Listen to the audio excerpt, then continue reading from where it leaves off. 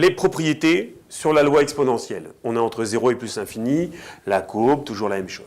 On cherche la probabilité que x, cette variable aléatoire qui suit la loi exponentielle de paramètre lambda, toujours, entre c et d. C'est donc l'intégrale entre c et d de lambda exponentielle de moins lambda t dt. Ça, c'est la fonction de densité. Cette fonction de densité a une primitive qui est moins exponentielle de moins lambda t. Il reste plus donc à remplacer t par d, puis par c avec une soustraction entre les deux. On calcule donc l'aire qu'il y a entre ces deux droites, l'axe des abscisses, et la courbe de notre fonction de densité. Petite intégrale, c'est toujours la même primitive, c'est assez facile à faire. Quand on calcule la probabilité que x est inférieur à a, je rappelle qu'on est sur 0 plus l'infini, donc c'est l'intégrale entre 0 et a. C'est pareil, toujours la fonction de densité, toujours la même primitive, quand je remplace, je tombe 1 moins exponentielle de moins lambda a. Ce sont des résultats qu'il faut connaître, qu'il faut savoir retrouver, qu'il faut savoir calculer. Après, si on vous demande la probabilité que x est inférieur à 3, on peut peut-être directement, si on sait le refaire, 1 moins exponentielle de moins lambda 3. Lambda est un paramètre qu'on va vous donner dans vos exercices.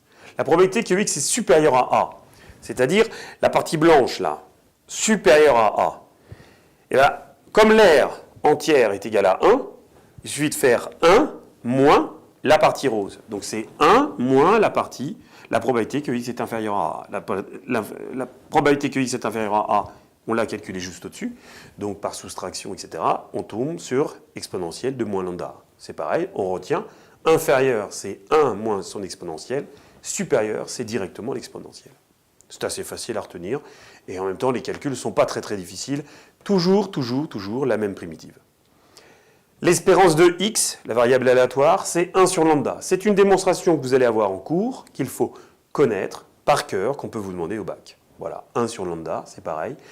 Il faut multiplier la fonction de densité par t et faire une intégration, etc.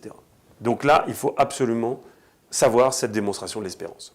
Vous avez beaucoup d'exercices sur la durée de vie sans vieillissement, des durées de vie, voilà, dans plein d'exercices sur des cellules, un rapport avec d'autres matières, la SVT, etc.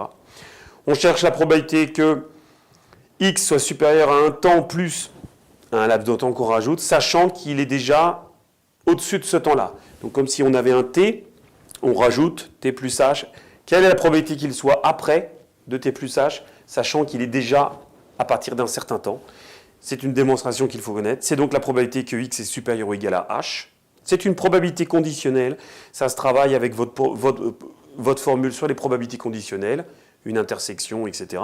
Donc c'est la probabilité que x est supérieur à h. On a fait la formule ici, c'est donc exponentielle de moins lambda h.